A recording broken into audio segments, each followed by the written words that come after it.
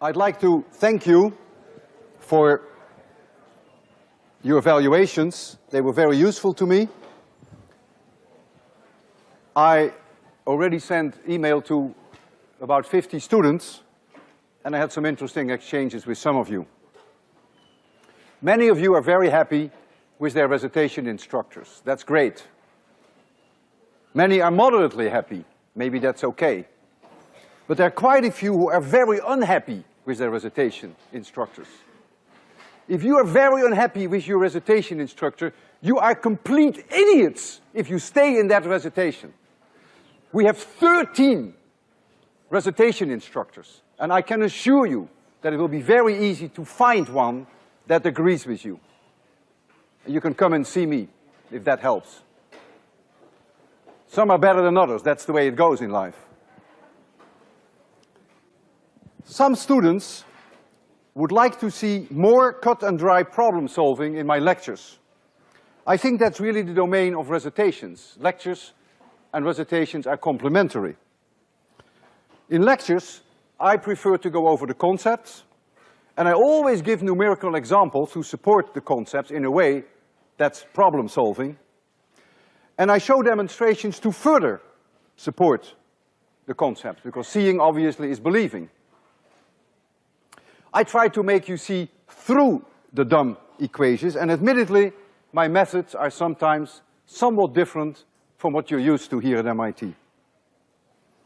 I try to inspire you, and at times I try to make you wonder and think. And I want to keep it that way. I believe that hardcore problem solving is really the domain of the recitations. Many of you found the exam too easy, and many of you found the exam too hard. Some complained it was too hard because it was too easy. Quite ironic, isn't it? They say, we want more math, we want more standard problems. Look, who wants more math? I'm teaching physics. I test you physics, I don't test your math abilities. If you digest the homework, and that's very important, that you make the homework part of your culture, that you study the solutions that we put on the web. Today, 4:15, solution to number 4 will go on the web. Believe me, they are truly excellent solutions, not cut and dry. They give you a lot of background. If you digest those solutions, then the concepts will sink in. And now, at your 50-minute test, do you really want problems which are complicated maths? Clearly not. I could try that during next exam, but then I may have to buy myself a bulletproof vest to be safe. Concepts is what matters. When I gave my exam review here, I highlighted the concept. Each little problem that I did here was extremely simple. Conceptually, they were not so simple, but from a math point of view, trivial. Clearly, I cannot cover all the subjects in a 50-minute exam. I have to make a choice. So your preferred topic may not be there. Some of you think that the pace of this course is too slow. Some of you think it's too fast. The score, the average score, was 3.8. 4.0 would have been ideal. What do you want me to do? I can't accommodate all of you, those who think it's too slow and those who think it's too fast. 3.8 is close enough to ideal for me, 4.0. And so I'll have to leave it the way it is. Besides that, keep in mind, you are now at MIT. You're no longer in high school. Now the good news. There were quite a few students who said the homework is too long. Not a single person said it was too short. I can fix that. I will reduce all future assignments by about 25%, effective tomorrow. I have already taken off assignment number 5, 2 problems. You're down now to 7. And I will do that, all assignments that are coming up. My pleasure. Today, I'm going to cover with you something that conceptually is the most difficult of all of 802. And you will need time to digest it. And if you think that what you're going to see is crazy, then you're not alone. The only good news is that conceptually it's not going to become more difficult. Remember that Ørsted in 1819 discovered that a steady current produces a steady magnetic field, and that connected electricity with magnetism. A little later, Faraday therefore suggested that maybe a steady magnetic field produces a steady current. And he did many experiments to show that. It turned out not to be so. And one way he tried that is as followed. He had here a battery with a switch, and here he had a solenoid. He closes the switch, a current will flow, and that creates a magnetic field in the solenoid. And that magnetic field, maybe it runs like so. Depends on the direction of the current. And so now, he put around this solenoid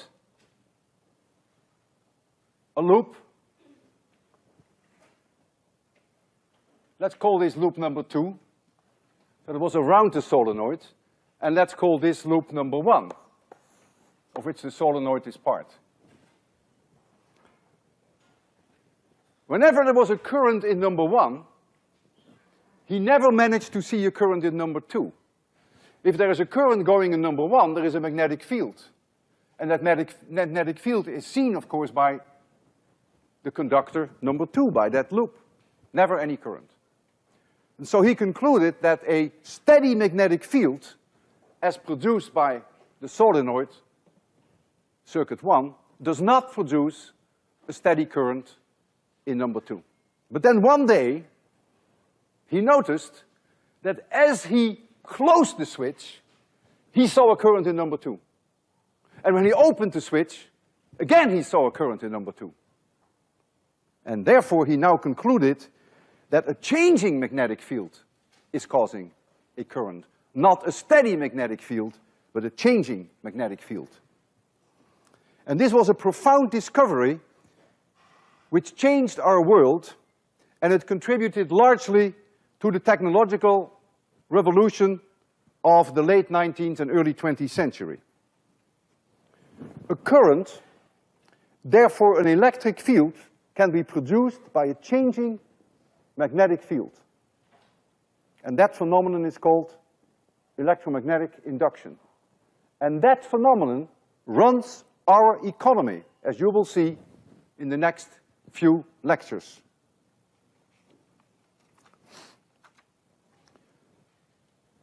I have here a conducting wire, a square. I could have chosen any other shape. I try to make you see three-dimensionally. And I approach this conducting wire with a bar magnet. The bar magnet has a magnetic field running like so.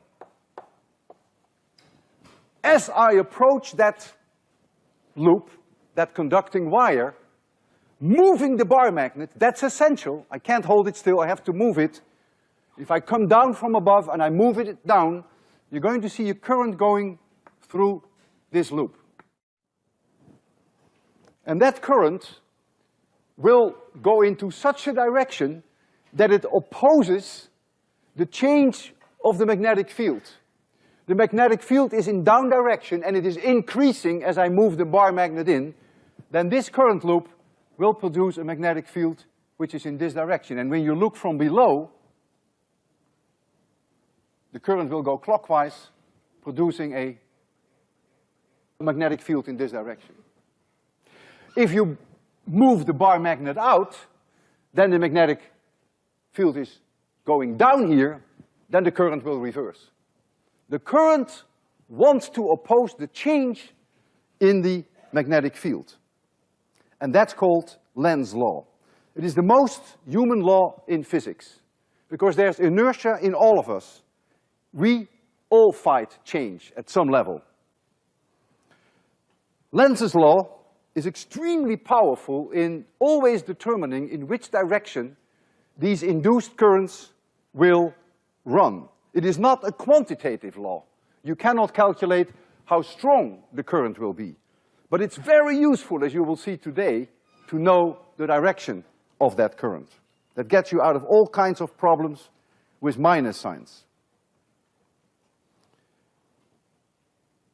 I now want to do a demonstration which is very much like what you see here. I have here a loop.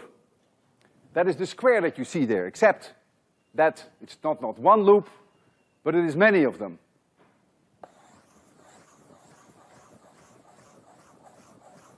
Hundreds, doesn't matter.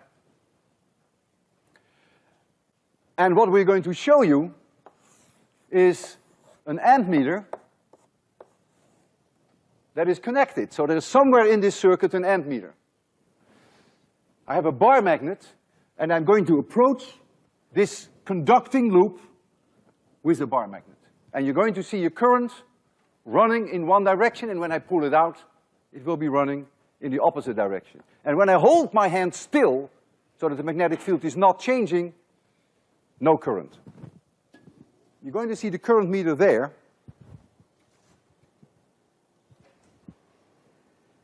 And here is my bar magnet. I come close to this conducting loop. Notice, you see a current. I pull back, current is in the other direction. Now I will go faster, so that the change of the magnetic field per unit time is stronger. More current. I go out fast, more current. So you see, it's the change of the magnetic field that matters. If I come in very slowly, which I do now, very slowly, you almost see nothing. And right now, the entire magnetic field is inside this loop. The strongest I can have it. Nothing happens because there is no change in the magnetic field. It's only when I do this that you see the current.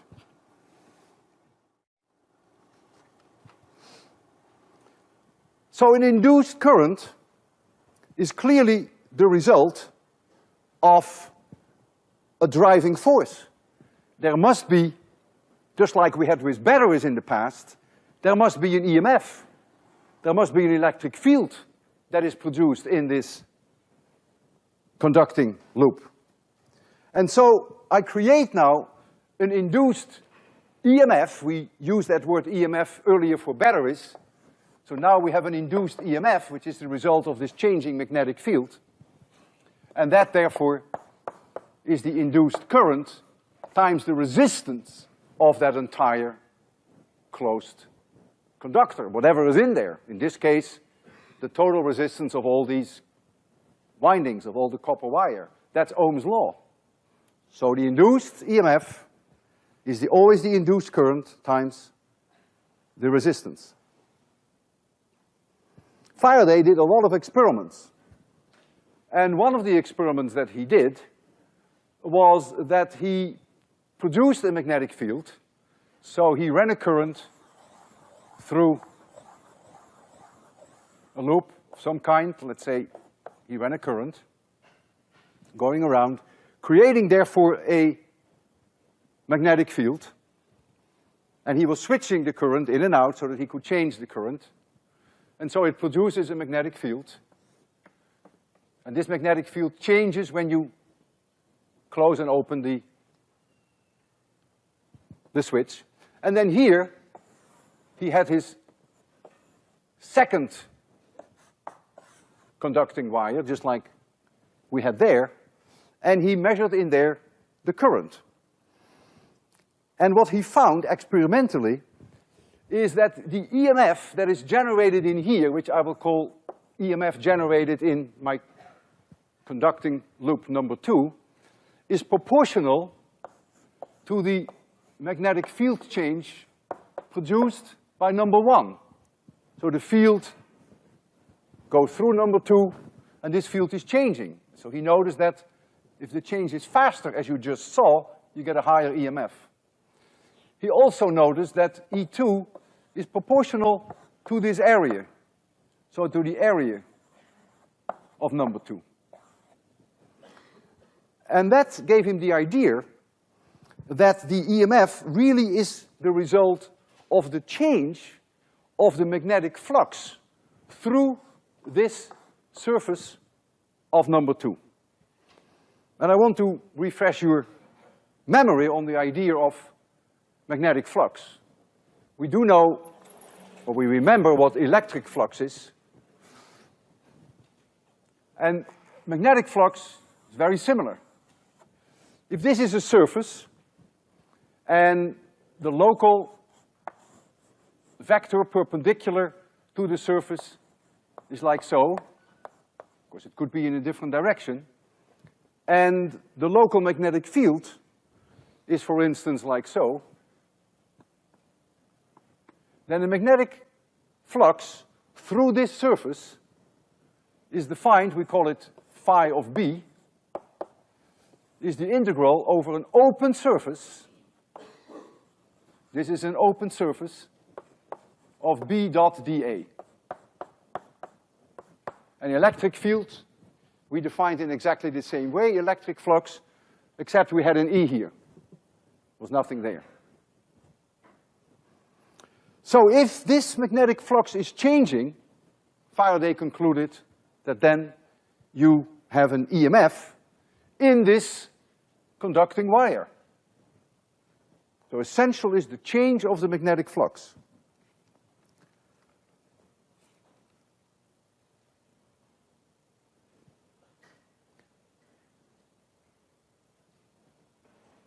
If we take some kind of a conducting wire, like so, let's make it in the blackboard for now to make it easy.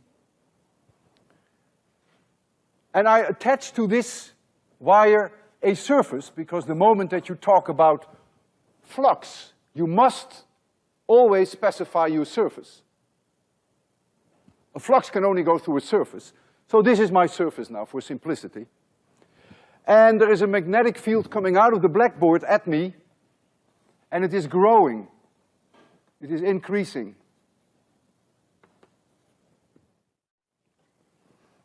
I will now get an EMF, a current, flowing in this direction. Lenz's law. If the magnetic field is increasing, then the current will be in such a direction that it opposes the change. It doesn't want that magnetic field to increase, and so it goes around like this, the current, so that it produces a magnetic field that is in the blackboard. So it is the flux change of that magnetic field through this flat surface that determines the EMF. So the EMF is then the flux change d phi dt through that surface. To express Lenz's law that it is always opposing the change of the magnetic flux, we have a minus sign here. That minus sign will never bother you, believe me, because you always know in which direction the EMF is. It's clear that the EMF is going to be in this direction. That's the direction in which it will make the current flow. But we have to put it there to be mathematically correct. That's really Lenz's law. You're looking at Lenz's law here. So you can also write down for this minus the surface integral of B dot dA over that open, I hope you didn't see this, over this open surface. That's the same thing. Oops, look what I did. I forgot the ddt in front of the integral sign. Sorry for that. If you put yourself inside that conductor and you march around in the direction of the current, you will see everywhere in the wire an electric field, of course, otherwise there would be no current flowing. And so if you go once around this whole circuit, then that EMF must of course also be E dot dl over the closed loop. So you're marching inside the wire, you find everywhere an electric field, and these little sections are dl. E and dl are always in the same direction if you stay in the wire, and so this should be the same, and this is a closed loop. So this is all, if you want, what we call Faraday's law. We never see it in so much detail. I will abbreviate it a little bit on the board there, but I want you to appreciate that there is no battery in this circuit. There is only a change in the magnetic flux through a surface that I have attached to the conducting wire. And then I get an induced EMF, and the induced EMF will produce a current given by Ohm's law.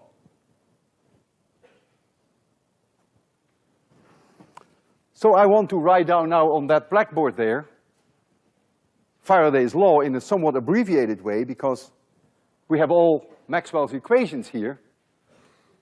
And so we now have that the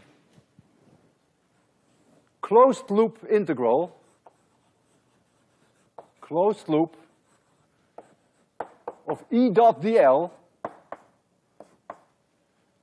that's that induced EMF. You can take minus d phi dt, or the time derivative of the integral B dot dA. That's the one I will take. Integral of B dot dA, and this is over an open surface. And that open surface has to be attached to this loop. And that is Faraday. We had Gauss' law. We have Ampere's law. We have this one, which tells you that magnetic monopoles don't exist. This would only not be zero if you had a magnetic monopole and put it in a closed surface. Come and see me if you find one. And this now is Faraday's law. So you think that all four Maxwell's equations are now complete. Not quite. We're going to change this one shortly. So we can't celebrate yet. We have to wait. It's the big party. There's always a little bit of an issue about the direction of dA. And I will explain to you how the convention goes, but it really is not so crucial because Lenz's law always helps you to find the direction of the EMF. But if we are trying to be a purist, if this is my conducting loop, and if I attach a flat surface to this, if I did that, and if I go around the closed loop integral E dot dl, Faraday doesn't tell me which way I have to go. I can go clockwise, I can go counterclockwise. We will then do the same thing that we did before with Ampere's law, apply the right-hand corkscrew rule, and that is that if you march around clockwise, then dA will be in the blackboard, perpendicular to the blackboard, perpendicular to this surface, and if you go counterclockwise, then dA will come towards you. The surface doesn't have to be flat. It can be flat, there's nothing wrong with it, but there can also be a bag attached to it. As we also had earlier, I have here a closed conducting wire, and I could put a surface right here, but I can also make it a head, like this, perfectly fine. Nothing wrong with that. That's an open surface attached to this loop. That's fine. You have a choice. And the convention with dA is then exactly the same, that if you go clockwise, then the dA would be in this direction. Using the right-hand corkscrew, locally here, if you went counterclockwise, the dA would flip over. So what is now the recipe that you have to follow? You have a circuit, electric circuit, that determines then your loops, of course. You can take loops anywhere in space, but that's not too meaningful. So you take them into your circuits. And so you define the loop first. Then you define the direction in which you want to march around that circuit. You attach an open surface to that closed loop. And you can determine on that entire surface the integral of B dot dA. Everywhere on that surface, locally you know the dA, locally you know the B, you do the integration and you get your magnetic flux. And then if you know the time change of that magnetic flux, then you know the EMF.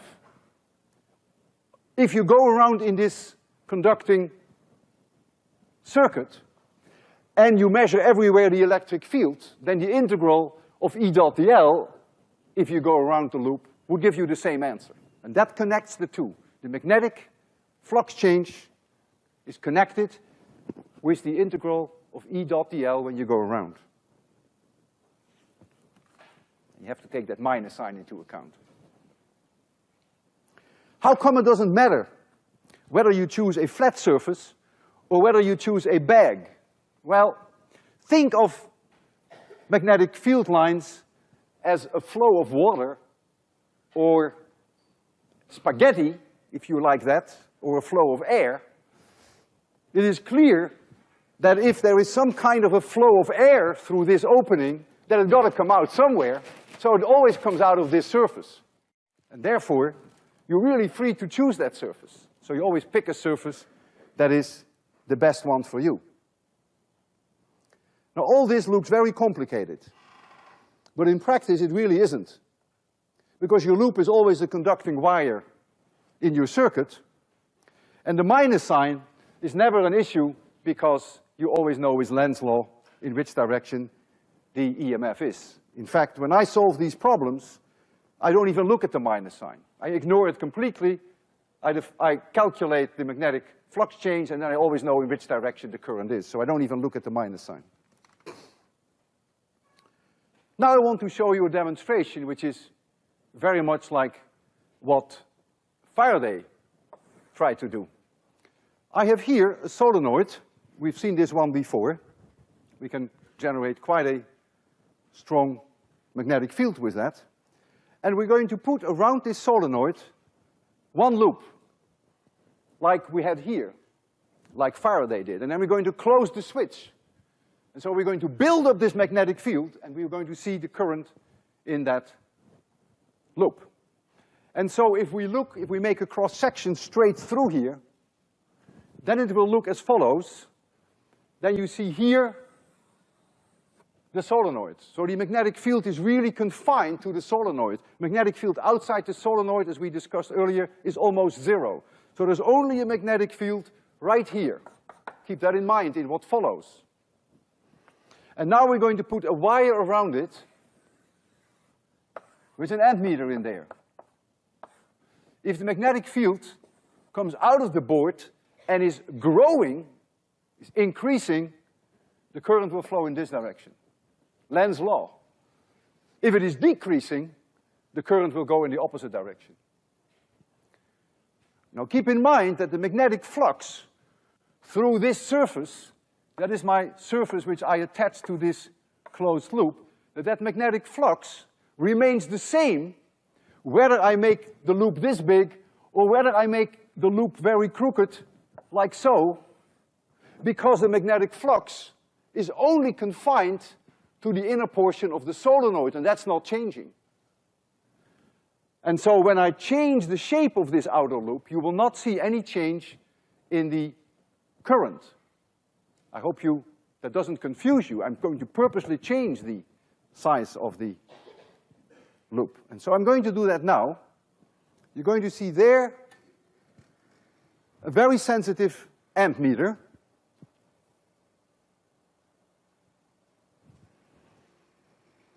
And you're going to see here this loop, the big wire, and I'm going to just put it over this solenoid. Let me first make sure that my ammeter, which is extremely sensitive, I can zero it. It's sign sensitive. If the current goes in one direction, you will see the needle go in one direction. If the current goes in the other direction, you will see the change. And so now I put this loop around here. Crazy shape, this loop. So it's around this solenoid once. So the magnetic field is inside the solenoid. And so think of a surface which is attached to this crazy loop. And now I'm going to turn the current on, and only while the current is changing will there be a changing magnetic flux. Only during that portion will you see a current flow. 3, 2, 1, 0. I will break the current, 3, 2, 1, 0. Went the other direction. If I change the size of the loop, I'm making it now different. Much smaller makes no difference for reasons that I explained to you, because the magnetic flux is not determined in this case by the size of my loop, but is determined by the solenoid. So if I do it again now, with a very different shape of the loop, let me zero this again. 3, 2, 1, 0. 3, 2, 1, 0. No change. Almost the same what you saw before. Now comes something that may not be so intuitive to you. I'm now going to wrap this wire 3 times around. And so this outer loop, this outer conducting wire, is now like this. 1, 2, 3. Something like that. Now I have to attach in my head a surface to this closed loop. My God, what does it look like? What a ridiculous surface. Well, that's your problem, not Faraday's problem. How can you imagine that there is a surface attached to this loop? Well, take the whole thing and dip it in soap. Take it out and see what you see. The soap will attach everywhere on the conducting loop. And if this loop were like this, going up like a spiral staircase, you're going to get a surface that goes up like this. But the magnetic fields go through all 3 of them. Therefore, the changing magnetic flux will go 3 times through the surface now. And so Faraday says, fine, then you're going to see 3 times the EMF that you would see if there were only one loop. And if you go 1,000 times around, you get 1,000 times the EMF of one loop. Not so intuitive. So, I'm around now once, I go around twice, and I go around the 3rd time. I have 3 loops around it now. I can zero that, but that's not so important. 3, 2, 1, 0. You saw a much larger current. It's about 3 times larger, because the EMF is 3 times larger. I break the current, you see it 3 times larger. And this is the idea behind transformers. You can get any EMF in that wire that you want to by having many, many loops. You can get it up to thousands of volts. And that's not so intuitive. So Faraday's law is very non-intuitive. Kirchhoff's rule was very intuitive. Kirchhoff said when you go around a circuit, the closed loop integral of E dot dl is always 0. Not true if you have a changing magnetic flux. If you have a changing magnetic flux, the electric fields inside the conducting wires now become non-conservative. Kirchhoff's rule only holds as long as the electric fields are conservative. If an electric field is conservative and you go from point 1 to point 2, the integral E dot dl is independent of the path. That's the potential difference between 2 points. That's uniquely defined. That's no longer the case. If you go around once with this experiment, you get a certain EMF. You go 3 times around, you get a different value. Your path is now different. And that's very non-intuitive, because you're dealing with non-conservative fields, for which we have very little feeling. Now, I'm going to blow your mind. I'm going to make you see something that you won't believe. And so try to follow step by step, leading up to this unbelievable and very non-intuitive result. I have here a battery, and the battery has an EMF of 1 volt. Here is a resistor, R1, which is 100 ohms. And here is a resistor, R2, which is 900 ohms.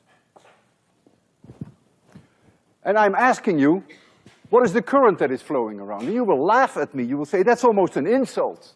I wish you'd given that problem at the first exam. Because E equals the current that is going to run divided by R1 plus R2. Oh my goodness, what did I do? I forgot Ohm's law. E equals IR, remember? Not I over R. So R1 plus R2 should go upstairs. And everything that follows is correct, so you don't have to worry about that. This was just a big slip of the pen. And so the current I is 10 to the minus 3 amperes. 1 milliampere. Big deal. Easy. Current is going to flow like this. Fine. Let's call this point D, and we call this point A. And I asked you, what is the potential difference between D and A? You will be equally insulted. VD minus VA. You apply Ohm's law.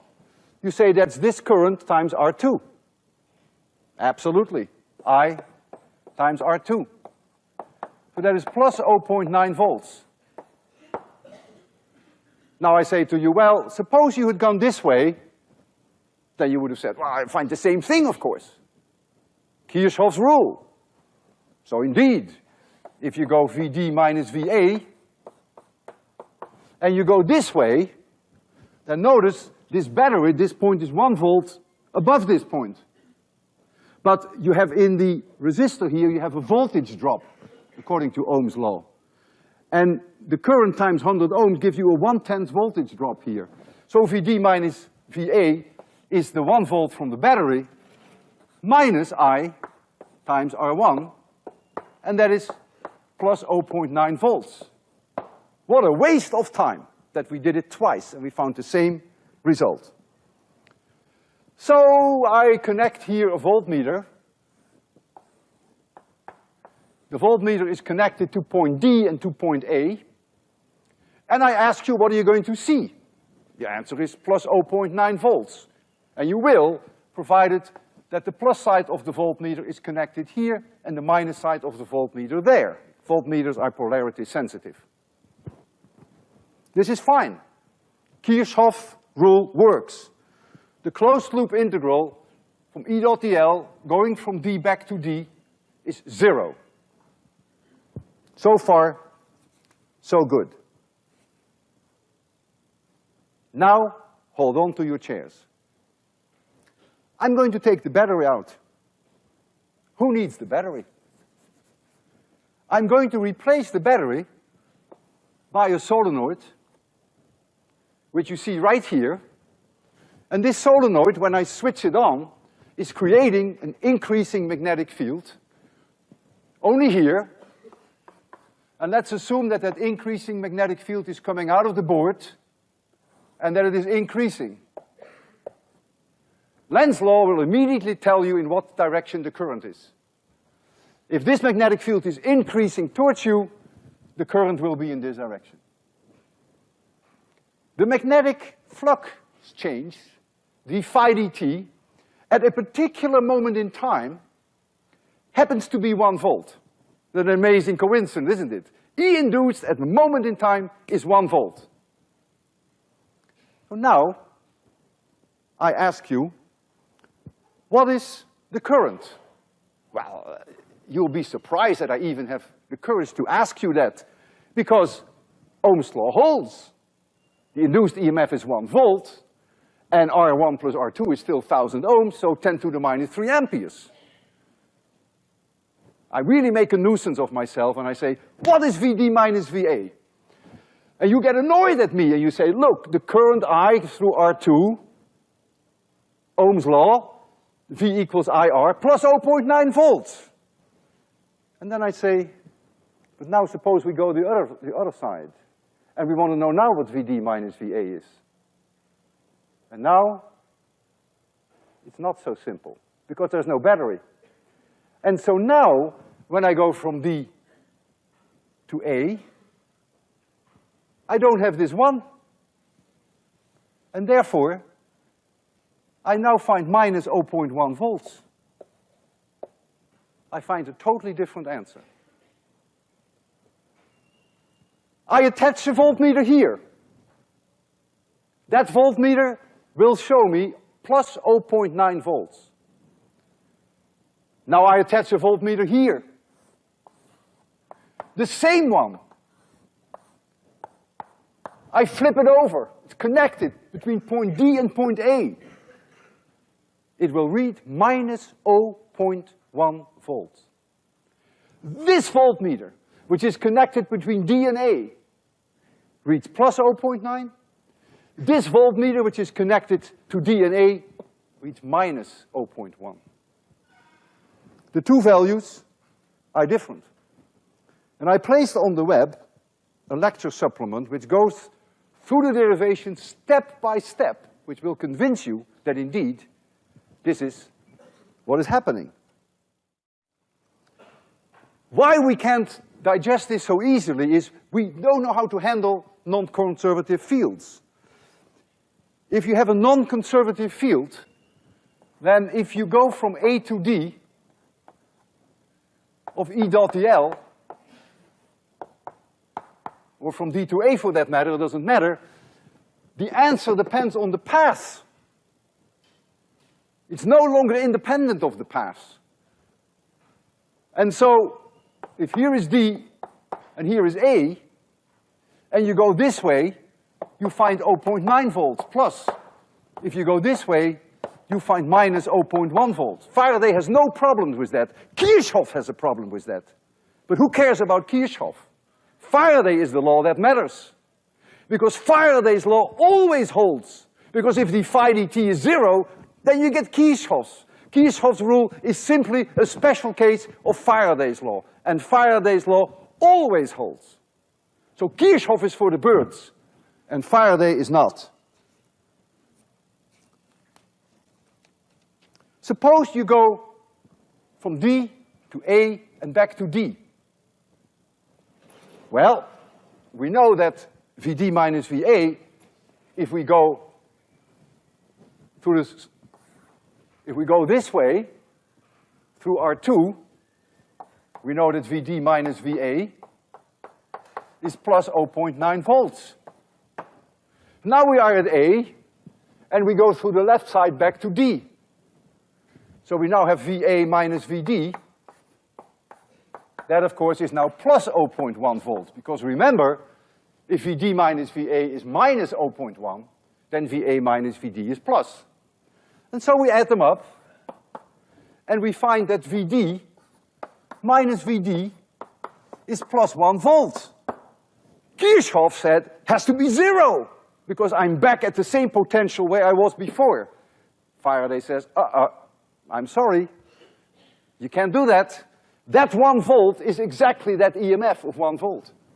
That is the closed loop integral of E dot dl around that loop. It's no longer 0. And therefore, whenever you define potential difference, if you do that in the way of the integral of E dot dl, keep in mind that with non-conservative fields, it depends on the path, and that is very non-intuitive. And I'm going to demonstrate this now to you. I have a circuit which is exactly what you have here. I have 900 ohms in a conducting copper wire here, and I have 100 ohms here, and here is the solenoid. And we can switch the current on in the solenoid and get a blast of magnetic field coming up, and the system is going to react by driving a current in the direction that you see there. And I'd like to be even a little bit more quantitative so that you get a little bit more for your money. The magnetic field takes a little bit of time to reach the maximum value. In this course, we will be able to calculate the time that it takes for the magnetic field to build up. We didn't get to that yet, so forget that part. It's not so important. I just want you to appreciate the fact that the magnetic field, as a function of time, will come up like this and will then reach a maximum. It's no longer changing. It's constant. It's a maximum value. It's very high. It's 700-800 Gauss or so for this unit. We are not interested in the magnetic field. We're interested in the change of the magnetic field. So the change of the magnetic field, dB dt, is going to be something like this. So it's the derivative of this curve. And that is proportional with the induced EMF, and that's proportional with the current through Ohm's law. So if we now plot the voltage as a function of, let me do that here, the voltage as a function of time, then that voltmeter on the right side, I call that V2, will do this. This is V2, which is I times R2. At the maximum value, if those values were correct, it would be 0.9 volts. And V1 will go like this. V1 equals minus I times R1. That gives me the minus 0.1 volts. So the question now is, what is the largest value of the dB/dt that we can expect? We also have to know the surface area of the solenoid, so we can convert it to a flux change. Well, the change in magnetic field is roughly at the fastest here is about 100 Gauss in 1 millisecond. Very roughly. So that would mean a field change dB/dt, that's the maximum value possible only in the beginning, of about 10 Tesla per second. And the surface area, which is that inner circle there through which the flux is changing, the fact that my surface has to be attached to that loop doesn't change the magnetic flux. The magnetic flux is only determined, of course, by that inner portion. And so if the inner portion has an area of, say, 10 square centimeters, which is 10 to the minus 2 square meters, then the phi dt will be approximately 10 times 10 to the minus 2, so that's about 0.1, and that's volts. That's EMF. I don't care about the direction because I know Lenz's law. So you're going to see an experiment which is almost identical to what I have there, except all values are down by a factor of 10. But that's all. And you're going to see that demonstration there. And a few years ago, when I first did this experiment in 26100, there were several of my colleagues, professors of both the physics department and the E department, in my audience. And some did not believe what they saw. In fact, it was so bad that after my lecture, they came to me and some accused me for having cheated on the demonstration. This tells you something about them. Imagine professors in physics and professors in electrical engineering department who did not believe what they were seeing. That tells you how non-intuitive this is. The simple fact that we had one voltmeter connected to point D and A and another voltmeter connected to the same point, they were unwilling to accept that the two voltmeters read a totally different value. They were not used to non-conservative fields. Their brains couldn't handle it. But that's the way it is. And I'm going to show this to you now. You're going to see it there. And when you see this demonstration, it will be probably the only time in your life that you will ever see this. And I want you to remember this. You're going to see something that is very strange, and I want you to tell your grandchildren about it. That you have actually seen it with your own eyes. You're going to see it there. On the left side, you're going to see V1, and on the right side, you're going to see V2. The vertical scale is such that very roughly, from here to here is about 0.1 volts. And a horizontal unit is about 5 milliseconds. And the whole voltage pulse lasts about 10 milliseconds, because from here to here is about 10 milliseconds. And the value that you expect for V2 will be 9 times higher than V1, and the polarities will be reversed. If you're ready for this big moment in your life, 3, 2, 1, 0. Look on the left, there's V1. Notice, it's negative. Look on the right, there's V2. It's about 9 times larger than V1. Don't pay any attention to this wiggle that has to do with the voltage that we apply, which is not exactly flat. And notice that the whole pulse goes from here to here, lasts about 10 milliseconds. The moment that the magnetic field reaches a maximum and remains constant, there is no longer any induced current. Think about this, give this some thought. This is not easy, and have a good weekend.